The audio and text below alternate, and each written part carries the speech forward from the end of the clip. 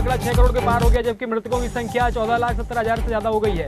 वहीं पर महामारी की चपेट में आए 4 करोड़ 16 लाख लोग ठीक भी हो चुके हैं। विश्व में 1 करोड़ 71 लाख मामले जो हैं वह सक्रिय हैं, जबकि 1,03,000 लोगों की हालत बेहद ही गंभीर बनी हुई। इस बीच दुनिया भर में 54 देशों में कोरोना की दूसरी लहर प्रचंड रूप ले चुकी है।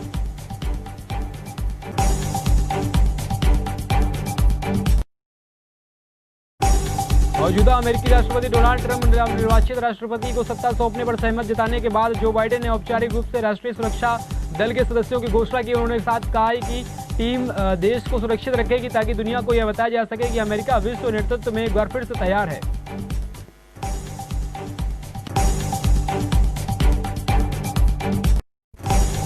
पाकिस्तान के सूचना मंत्री शिबली फराज ने कहा कि पूर्व प्रधानमंत्री नवाज शरीफ की मां बेगम शमीम अख्तर ने अंतिम संस्कार में शरीक होने के लिए कोई प्रतिबंध नहीं है। बता दें कि नवाज शरीफ की मां बेगम शमीम अख्तर को लंदन में उनका निधन हो गया है। आपको बता दें कि पाकिस्तान मुस्लिम लीग नवाज यानी कि PML के सूत्रों ने बताया कि 91 वर्षीय बेगम अख्तर पिछले महीने से बीमार चल रही थी।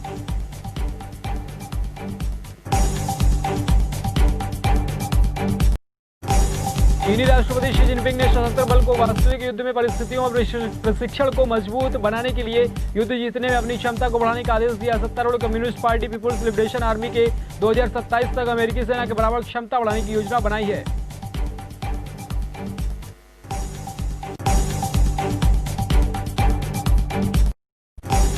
जर्मनी की चांसलर एंजेला मार्केल ने कार्यालय में जिस इमारत में है उनके द्वार पर एक कार ने टक्कर मार दी है। हालांकि इस दुर्घटना में थोड़ा सा नुकसान हुआ है। बर्लिन पुलिस ने यह जानकारी दी है। पुलिस प्रवक्ता हार्टमैन पैथ ने कहा कि अधिकारियों ने घटनास्थल पर पहुंचकर जांच पड़ताल शुरू कर दी है।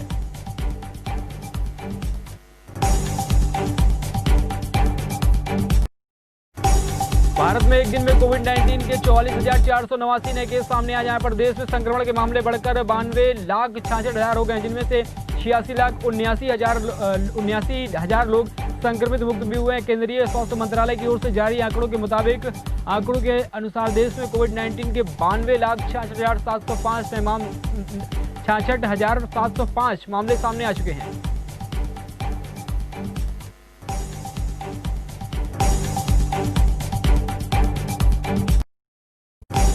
पश्चिम बंगाल के मुर्शिदाबाद जिले में कांडी इलाके में भाजपा की राज्य इकाई के अध्यक्ष दिलीप घोष के काफिले पर हमला हुआ था। पार्टी सूत्रों के अनुसार यह जानकारी दी गई। जिला भाजपा नेताओं ने दावा किया कि घोष पार्टी की बैठक में हिस्सा लेंगे और ब्रह्मपुर जा रहे थे, तभी तृणमूल कांग्रेस के कार्यकर्ताओं ने उनके काफिले पर पथराव किया।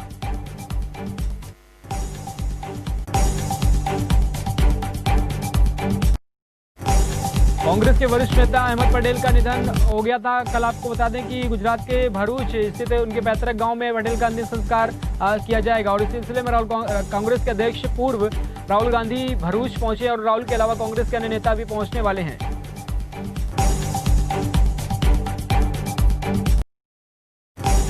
केंद्रीय गृह मंत्री अमित शाह ने संविधान दिवस पर देश के पहले कानून मंत्री बाबा साहब अम्बेडकर को नमन किया और कहा कि प्रधानमंत्री नरेंद्र मोदी के नेतृत्व में केंद्र सरकार संविधान के अनुरूप समाज के हर वर्ग और सामाजिक व आर्थिक न्याय दिलाने के प्रति संकल्पित है। शाह ने ट्वीट किया कि भारत की एकता और विकासशीलता की सबसे बड़ी शक्ति हमारा प्रगतिशील संविधान है।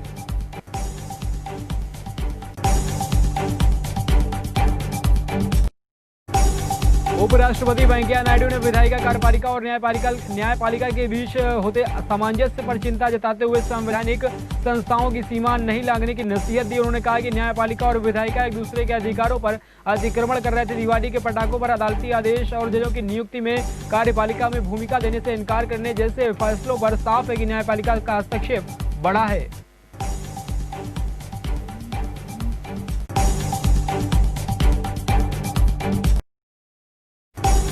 26/11 मुंबई हमले की बरसी और पाकिस्तान में आतंकवादी संगठन जमात उद ने दावा किया कि हमले के दौरान भारतीय सुरक्षा बलों के द्वारा मार गिराए गए 9 आतंकवादियों को फांसी पर लटकाए गए। कसाब के लिए आज प्रार्थना सभा रखी गई है। मुंबई हमले में 12 साल के बाद पाकिस्तान के पंजाब प्रांत के सोहीवाल में सभा का आयोजन किया गया है। बता दें कि जमात उद का दावा है कि पाकिस्तान में आतंकवादी संगठन लश्कर ए तैयबा के राजनीतिक चेहरा और संगठन की तरफ से कैडर्स को फरमान जारी कर दिया गया है।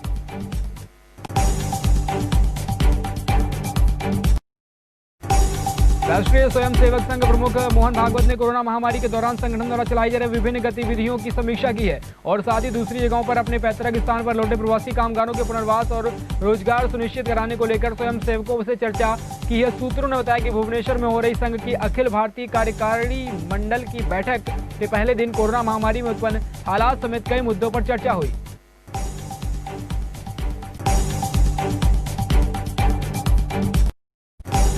एआईएमआईएम के नेता अकबरुद्दीन ओवैसी ने कहकर विवाद खड़ा कर दिया है कि क्या हुसैन सागर झील के तट पर बनी पूर्वी प्रधानमंत्री पीवी नरसिम्हा राव और तेदेपा की संस्थापक एनटी रामासाव की समाधियां हटाई जाएंगी। उन्होंने जलाशय में करीब रह रहे गरीब लोगों को हटाने के अभियान पर सवाल करते हुए यह बात कही थी।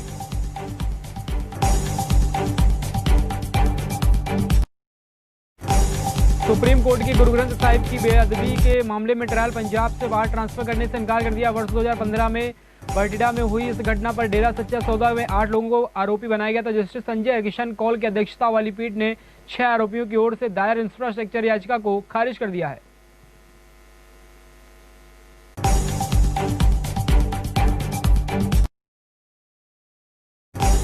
विश्व हिंदू परिषद के अंतर्राष्ट्रीय कार्यकारी अध्यक्ष आलोक कुमार सिंह ने के विवाह के लिए जबरन धन परिवर्तन के खिलाफ उत्तर प्रदेश सरकार द्वारा किए जा रहे कानून का स्वागत किया गया। उन्होंने कहा कि यह कानून विभिन्न धर्मों के लोगों के बीच विवाह के खिलाफ नहीं है, बल्कि यह धार्मिक पहचान छिपाकर शादी के लिए फंसाई जा रही नाबालिग लड़कियों के हित और अधिकारों की सुरक्षा में लाया जा रहा है।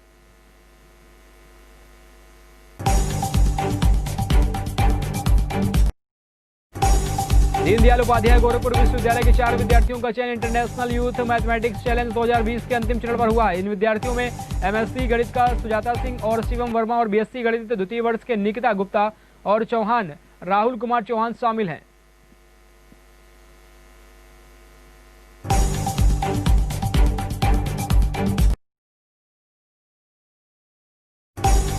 कृषि अध्यादेश के लिए विरोध में जा रही नर्मदा बचाओ आंदोलन के अध्यक्ष मेधा पाटकर ने आगरा धौलपुर सीमा पर उन्हें रोक लिया गया है। वहीं पर कार्यकर्ताओं के साथ कार में से बुधवार को 7:30 बजे यहां पहुंची थी। उनके साथ आने पहले से ही आगरा की सयापुर थाना पुलिस ने सीमा पर तैनात कर दिया गया था। पुलिस द्वारा रोके जाने पर मेधा पाटकर ने सुबह किसानों के साथ सुबह धरना प्रदर्शन शुरू कर दिया।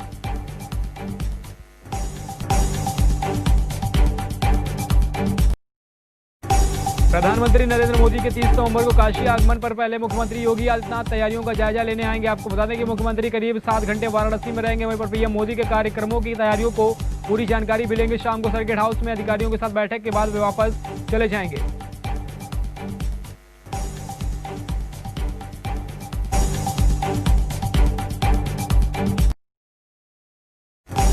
पचास बच्चों के यौन उत्पीड़न में गिरफ्तार सिंचाई विभाग के निलंबित जीआई रामभवन की लैपटॉप, वीडियो कैमरे और अन्य इलेक्ट्रॉनिक डिवाइसों से सीबीआई को कई और बच्चों के अश्लील वीडियो और फोटो मिले हैं। रामभवन को 5 दिन की कस्टडी रिमांड में लेने के बाद सीबीआई उसे अश्लील फोटो शूट करने के स्थान पर नेटवर्क के बारे में सवाल जवाब करेगी।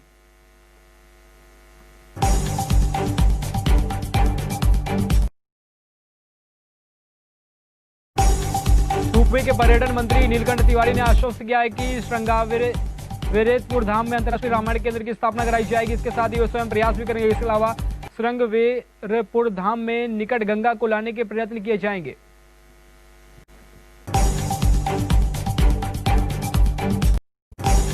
भारतीय बाजारों में आज सोने और चांदी के वायदा कीमत में उछाल आया है। आपको बता दें कि एमसीएक्स पर सोना वायदा 0.17% बढ़कर 48,594 रुपए प्रति 10 ग्राम आ गया, जबकि चांदी 0.34% से बढ़कर 60,045 रुपए प्रति किलोग्राम हो गई है।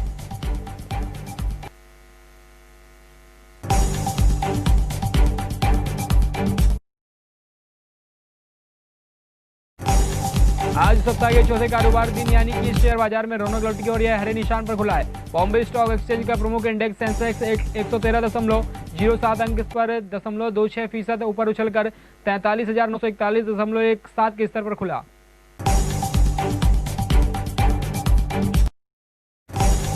सरकारी तेल कंपनियों की ओर से डीजल और पेट्रोल की कीमतों में आज बढ़ोतरी की गई है। डीजल की कीमत 20 से 22 पैसे की बढ़ोतरी के साथ साथ पेट्रोल की कीमत में 11 पैसे तक बढ़ोतरी किया गया। आपको बता दें कि 50 दिन के बाद पेट्रोल में 41 दिन बाद डीजल के दामों में बदलाव हुए हैं।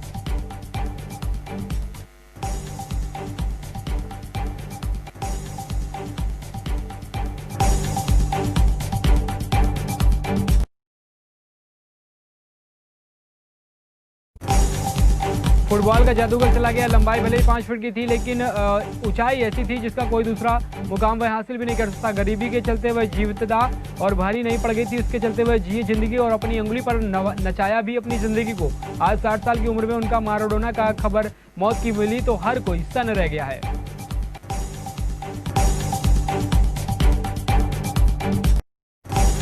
अंतर्राष्ट्रीय क्रिकेट के पवार हिट बड़े ही लोकप्रिय होते हैं, लेकिन भारतीय बल्लेबाज केएल राहुल को यह स्वीकार करने में कोई दिक्कत नहीं है। और ना तो पवार हिटर हैं और ना ही उनसे कोई ऐसा करने की लालसा भी है। अपनी कलात्मक बल्लेबाजी के लिए विख्यात राहुल ने कहा कि आक्रामक बल्लेबाजी के ये बिना ही 160 से 170 के स्ट्राइक रन से बना सकते हैं वह रन।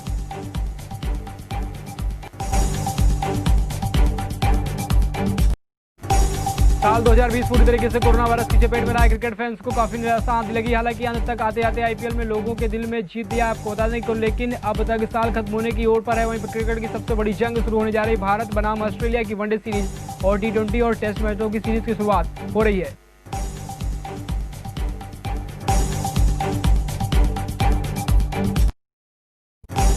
अनिल कपूर हिंदी सिनेमा के मशहूर अभिनेता और प्रोड्यूसर है। उनकी फिटनेस को देखकर यह अंदाजा लगाना बिल्कुल ही मुश्किल होगा कि वह 3 बड़े बच्चों के पिता भी हैं। अनिल कपूर अपनी पर्सनालिटी के लिए ही जाने जाते हैं और साथ ही अपनी रॉयल लाइफ स्टाइल को लेकर चर्चाओं में बने रहते हैं।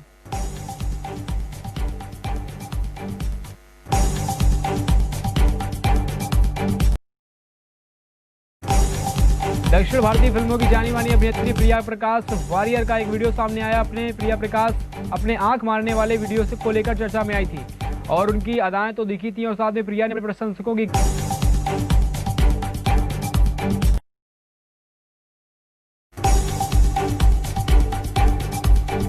दक्षिण भारतीय फिल्मों के जाने माने अभिनेता अर्जुन रामपाल का अभी हाल ही में प्रिया प्रकाश वारियर और